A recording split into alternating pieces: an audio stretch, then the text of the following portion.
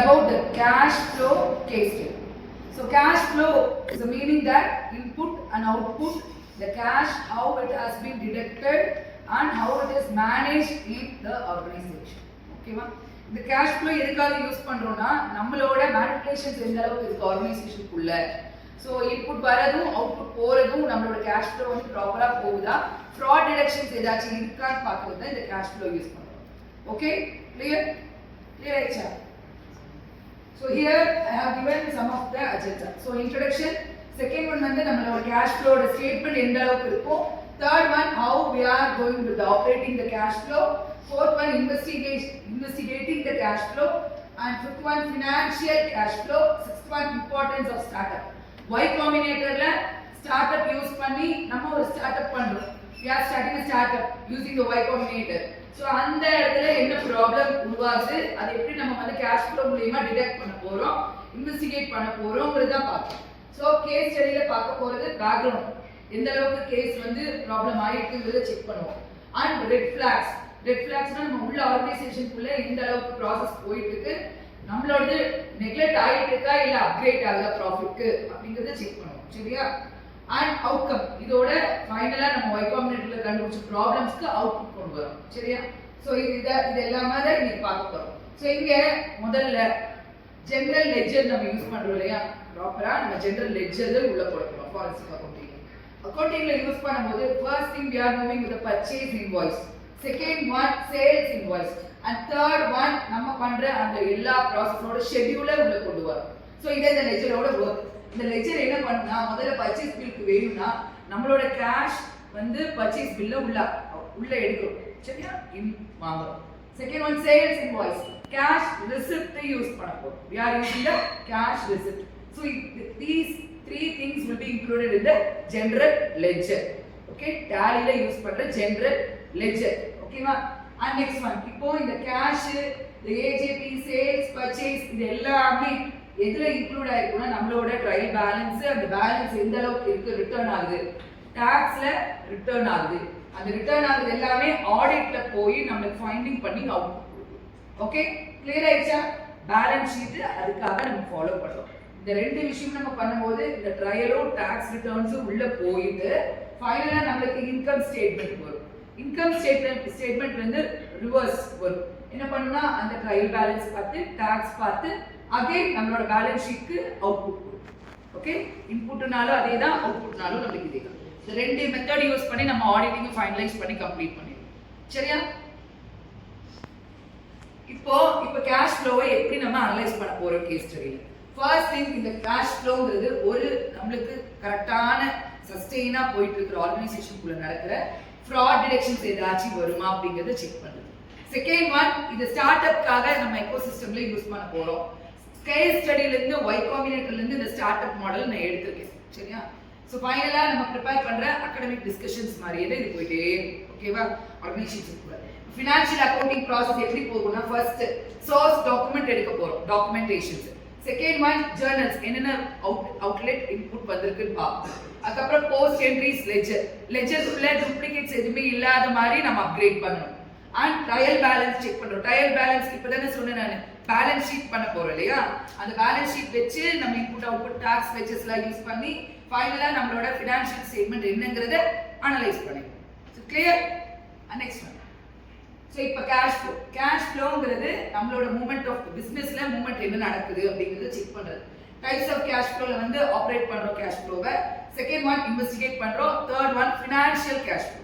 மூணே cash flow தான் நம்ம பார்க்கறோம். சோ இது எதுக்காகனா நம்மளோட ப்ராஃபிட் லாஸ் எந்த அளவுக்கு இருக்குங்கிறத பார்க்கறோம். ப்ராஃபிட்க்கு தேவையான பொருள் நம்ம என்ன பண்ண போறோம்ங்கறத நம்ம இவாலுவேட் பண்ணுவோம். சரியா? Structure of cash flow. இந்த கேஷ் ஃப்ளோவோட ஸ்ட்ரக்சர் என்னன்னா, நம்ம ஒவ்வொரு கேஷஸுமே வந்து பிகின் பண்ணுவோம் இல்லையா, ஸ்டார்ட் பண்ணுவோம். ஒரு பிசினஸ் ஸ்டார்ட் பண்ணும்போது ஒரு 5 lakh அமௌண்ட் கையில வச்சுக்கோங்க. அந்த 5 lakh அமௌண்ட்டை முதல்ல நெட் கேஷ் ஃப்ளோவா உள்ள போடும் இல்லையா, உள்ள போடும் ஒரு கம்பெனிக்குள்ள, ஒரு ஆர்கனைசேஷன் ஸ்டார்ட் பண்ணும்போது. செகண்ட், இந்த கேஷ் வந்து எந்த இடத்துல வந்து யூஸ் பண்ண போறோம். சோ நம்ம ஸ்டார்ட் பண்றோம்னா நமக்கு என்னென்ன தேவை, for what purpose we are using the organization. Organisation யாருக்குமே தெரியாது நம்ம ஸ்டார்ட் பண்றது. என்ன பண்ணணும், முதல்ல என்ன பண்ணணும், அட்வர்டைஸ்மெண்ட் பண்ணணும். ஸோ அட்வர்டைஸ்மெண்ட்க்கு என்னென்ன செலவு ஆகும்னு நம்ம ஒதுக்கி வச்சிருக்கோம் இல்லையா. செகண்ட் என்ன பண்ணணும், ஏதோ ஆஃபர் கொடுக்கணும் இல்லையா, ஆஃபர் கொடுத்தா தானே நம்ம கஸ்டமர்ஸ் நிறைய பேர், கிளைண்ட் நிறைய பேர் வருவாங்க. ஸோ அந்த மெத்தட்ஸ் எல்லாம் பண்ணும். அதுக்கு எவ்வளோ செலவாகும், இதெல்லாம் நம்ம பண்ணி முடிச்சதுக்கு அப்புறமா நம்ம கையில எவ்வளோ இருக்குன்னு நம்ம பார்க்கணும். இதான் இந்த கேஷ் ஃப்ளோவோட ஒர்க். ஓகே, ஸோ இந்த இடத்துல ஆப்ரேட்டிங் ஆக்டிவிட்டியில வந்து என்ன பண்றாங்கன்னா நம்மளோட பிசினஸ் கோர் ப்ராஜெக்ட் என்னங்கிறது ஃபைனலைஸ் பண்ணும். செகண்ட், இன்வெஸ்டிகேட் பண்றது நம்மளோட இன்வெஸ்ட்மெண்ட் எந்தெந்த இடத்துல நம்ம செலவு பண்ண போறோம், என்னென்ன வாங்க போறோம், இது எல்லாமே நம்ம அனலைஸ் பண்ணிடுவோம். தேர்ட், ஃபினான்ஷியல், நம்ம வாங்குறது ஃபண்டிங் வாங்குறதோ இல்ல பாரோ பண்றது இது எல்லாமே டாக்குமெண்டேஷன்ஸ் ப்ரிப்பேர் பண்ணி. Okay, clear?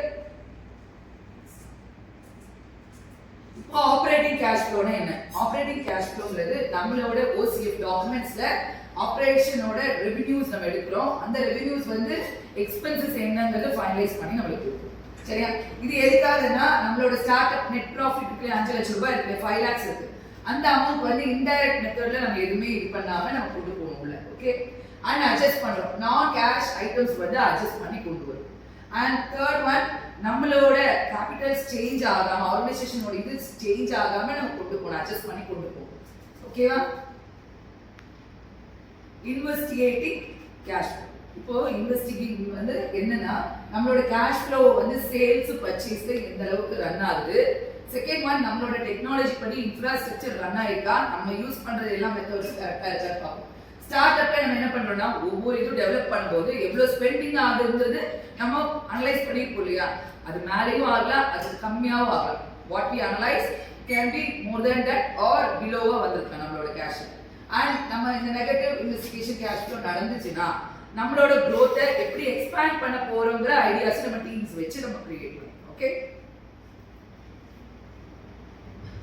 Financing cash flow. இந்த ஃபினான்சிங் கேஷ் ஃப்ளோல நம்மளோட ஃபண்டிங்கோட இன்வெஸ்டிகேட்டர்ஸ் யாரெல்லாம், அவங்களுக்கு எவ்வளவு ஷேர்ஸ் நம்ம கொடுக்க போறோம்ங்கறத ஃபர்ஸ்ட் பார்ப்போம். லோன்ஸ் வாங்குறோமா, we can gather the loans and we can borrow the loans also. And third one, repayment. And again, if you borrow anything, we want to repay that, right?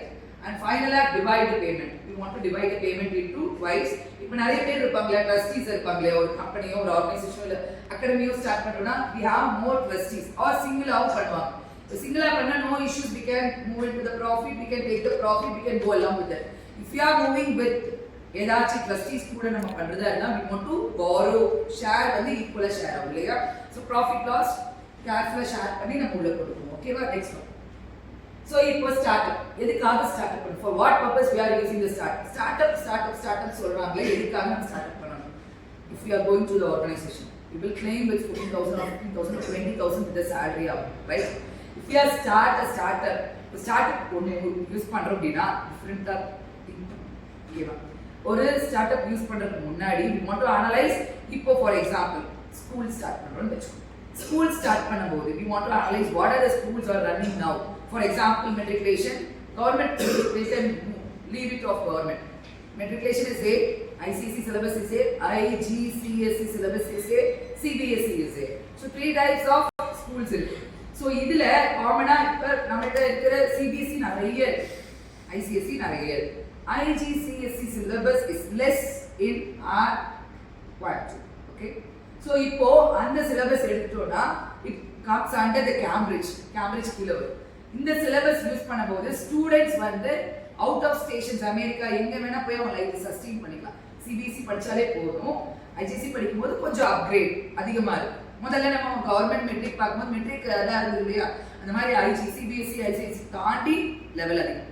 So இப்போ முதல்ல gather பண்ணும் how many schools are there அப்படின்னு சொல்லி gather பண்ணும். After that we want to see எவ்வளவு students allowed ஆயிருக்கா, fees structure என்னன்னு முதல்ல பார்க்கணும்.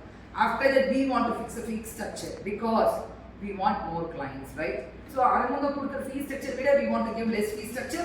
அதுக்கப்புறம் நீங்க calculate பண்ணி ஸ்டார்ட் பண்றோம் வெச்சு. இப்போ இங்க ஒரு ஆர்கனைசேஷன் ஸ்டார்ட் பண்றோம். இதே ஸ்டார்ட்அப்ல ஆர்கனைசேஷன் ஒன்னு ஸ்டார்ட் பண்றோம். ஓகேவா? இப்போ இந்த Y Combinatorல நம்ம யூஸ் பண்ற ஆர்கனைசேஷனுக்கு ஒரு மாடல் யூஸ் பண்ணிருக்கோம். அதுதான் ஸ்கூல். அந்த ஸ்கூலுக்கு 5 lakh அமௌண்ட் வந்து நமக்கு கொடுக்குறாங்க, கிளைம் பண்றாங்க. நம்ம வெச்சிருக்கோம் வெச்சு. ஓகேவா? இப்போ ஸ்டார்ட் பண்ணும்போது சீடிங் ஃபண்டிங் நம்மள்ட்ட இருக்கிறது வெறும் 5 லட்சம் தான். அந்த 5 லட்சத்தை மந்த்லி எக்ஸ்பென்சஸ் வந்து ஸ்டூடெண்ட்ஸ்க்கு நம்ம பண்ண போறது என்னன்னா 40,000. மற்ற செலவுல ஒரு வேன் செலவு, பஸ்ஸோடது இதெல்லாம் நம்ம 40,000 எக்ஸ்பென்ஸ் மந்த்லி நடக்குது. ஓகே, என் கையில இருக்கிறது 5 லட்சம் தான். ஸோ இப்போ ரெவென்யூ இனிஷியலைஸ் பண்ணிட்டோம். மினிமலா இவ்வளவுதான் இருக்கு. ஸோ இப்போ அடுத்த கோல் என்ன?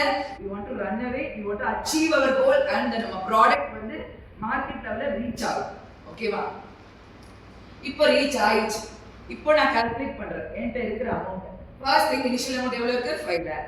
செகண்ட் ஒன் என்ன? Monthly per 40,000. ஸோ எனக்கு இது யாராச்சும் எக்ஸ்பிளைன் பண்ணுங்க, இதை மட்டும் எக்ஸ்பிளைன் பண்ணுங்க.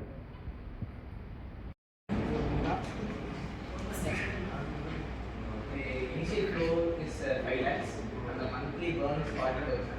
The run rate of the 5 lakhs is 12.5 months. Here it is lower than the initial cash. It's only able to run for about 12.5 months. So on the next funding, we could reduce the spending to 35,000. So we can lead the next startup in a less amount, and we have savings, so we can continue the startup. இப்போ revenue நம்ம start பண்ணிட்டோம் இல்லையா? அந்த ரெவென்யூல நமக்கு 12.5 months காமிச்சு 40,000 நம்ம spend பண்ணணும். So we want to reduce our spending till 35,000 per month, right? So after that we are going with the red flags. So red flags எதுக்காக நம்ம யூஸ் பண்றோம்? நம்மளோட ரெவென்யூ growthக்காக நம்ம இந்த ரெட் ஃபிளாக்ஸை யூஸ் பண்ண போறோம். ஹை பர்னிங் இருந்தால் தான் நம்மளோட ரெவென்யூ டிபார்ட்மெண்ட்ல இருந்து நம்மளுக்கு ப்ராப்பரான கேஷ் ஃப்ளோ நடந்துட்டே இருக்கு. ஸோ இப்போ நம்மளுக்கு மிஸ் மேட்ச் நடக்குது, ரிப்போர்ட்ல மிஸ் மேட்ச் நடக்குது. எதுக்காக? இந்த 40,000 ஸ்பெண்டிங் வந்து ஹை லெவலுக்கு போகும்போது we are moving with the loans or we are borrowing the amounts from the other organizations, right? So we are moving with unplanned capital expenditure. பிளானே இல்லாம நம்ம எக்ஸ்பெண்டிச்சர் பண்ணும்போது we are losing our revenue amount, right? So அதுக்கப்புறம் நம்ம emergency funding நம்ம gather பண்ண வேண்டியது இருக்கு இல்லையா? ஸோ இது எல்லாமே வராமல் இருக்கிறதுக்கு we want to reduce and we want to pre-plan our startup prior itself. Okay? So fraud risk in startup ecosystem. இப்போ fraud riskல நம்ம 3 types of triangles பார்ப்போம். First one the opportunity. What are the opportunities we are going with? Weak controls எங்க இருக்குங்கிறத identify பண்ணி நம்ம அதை overnight குள்ள complete பண்ணணும் டீம் வச்சு. Second one reconciliations. இப்போ எந்த ஒரு ப்ராப்பரா அந்த கிராஃப் இருக்கு இல்லையா? கிராஃப் மூவ்மெண்ட்ஸ் வச்சு நம்ம ரெசிலியேஷன் யூஸ் பண்ணிக்கலாம். மோட்டிவேஷன்ஸ். நம்மளோட ஃபினான்ஷியல் அசெஸ் வந்து எப்படி இருக்குங்கிறத நம்மளே செக் பண்ணிட்டு நம்ம மூவ்மெண்ட் பண்ணிட்டே இருக்கணும். அண்ட் இப்போ ஓவர் ஸ்டேட்டிங் வந்து ரெவென்யூல நடக்கும்போது நம்மளோட வேல்யூஷன்ஸ் வந்து ப்ராப்பரா போகுதா இல்லையான்னு ரெவென்யூல பார்க்கணும். செகண்ட் ஒன் நம்மளோட மிஸ்யூஸ் பண்றாங்க இல்லையா இன்வெஸ்டிகேட்டர்ஸ் யாராச்சும், அந்த ஃபண்ட்ஸ் ஏதாச்சும் உள்ள இருக்கான்னு நம்ம செக் பண்ணணும். அண்ட் தேர்ட் ஒன் உள்ள ஹிடனா இருக்கிற ரிலேட்டட் பார்ட்டிஸ் ஏதாச்சும் டிரான்சாக்ஷன் நடந்திருக்கான்னு நம்ம செக் பண்ணணும். ஓகே? ஸோ இது எல்லாமே எங்க ஃபைண்ட் அவுட் பண்ணுவோம்? நம்மளோட பேங்க் ஸ்டேட்மெண்ட்ல ஃபைண்ட் அவுட். ஓகே? இப்போ ஃபைண்டிங் ஃப்ரம் கேஸ் அனாலிசிஸ். இப்போ நம்ம கண்டுபிடிக்கிறோம். எங்க கண்டுபிடிக்கிறோம்னா நம்மளோட கேஷோடது டிபெண்ட் பண்றோம், நம்ம பர்ன் பண்றோம் இல்லையா? ரெட் ஃபிளாக்ஸ் யூஸ் பண்ணி பர்ன் பண்றோம் கண்ட்ரோல்ஸ் எல்லாமே. அது பண்ணும்போது நம்மளோட ரெவென்யூ ஸ்கேலிங் வந்து ரெடியூஸ் ஆகுதான்னு நம்ம செக் பண்ணிட்டு நம்மளோட ஃபண்டிங்க்கு வந்து அது கரெக்டா போகுதான்னு நம்ம கொண்டு வந்துட்டே இருக்கணும். ரெட் ஃபிளாக்ஸ் உள்ள கொண்டு வரணும். Next one strong internal monitoring இருந்துட்டே இருக்கும். கண்டினியூவா மானிட்டரிங் இருந்தா மட்டும்தான் we can go along with the organization. And last one transparent reporting. Reporting should be transparent. ஏதோ ஒரு உள்ள இன்டர்னல் ப்ராப்பர்ட்டிஸோ எதுவுமே உள்ள வரக்கூடாது. மிஸ்யூஸ் பண்ற எந்த கம்பெனிஸ்னாலும் உள்ள வரக்கூடாது. ஓகே? இப்போ இதோட அவுட்கம். ஸோ இது எல்லாமே நம்ம பண்ணிட்டோம். ரெட் ஃபிளாக்ஸ் யூஸ் பண்ணியாச்சு, ப்ராப்பரா கொண்டு போறோம், மானிட்டரிங் பண்ணிட்டே இருக்கோம். each and everything is completed and finally we will get the outcome, that is cost optimization strategies நம்ம ஃபர்ஸ்ட் ஃபாலோ பண்ணுவோம் இல்லையா? Second one revenue acceleration focus பண்ணுவோம். மானிட்டரிங் பண்ணி ரெவென்யூ எப்படி எந்த அளவுக்கு இருக்குங்கிறத நம்ம ஃபாலோ பண்ணிட்டே இருப்போம். தேர்ட் ஒன் குவார்டர்லியா நம்மளோட ஃபினான்ஷியல் ரிவ்யூஸ் பார்ப்போம். குவார்டர்லினா என்ன? 1 2 3 மந்த்ஸ் ஒன்ஸ் நம்ம செக் பண்ணிட்டே இருப்போம். Okay? And fraud risk assessment வந்து வராது. ஏன்னா இது எல்லாமே நம்ம அவுட்கம் பண்ணும்போது ரெட் ஃபிளாக்ஸ் யூஸ் பண்ணும்போது நம்மளுக்கு இது எல்லாமே ப்ராப்பரா போகும். Okay? Clear? So finally the mind map. Here the cash flow, that is using 3 types of cash flows. First one is operating, second one investigating, and third one is financial. Okay? And startup. Finally we want to move along with the startup with the planned documents along with the funding, burn rate and runway. Okay? And risk. What are the risks we are facing? We want to control with the red flags, controls and monitoring. Okay? And last outcomes, the growth.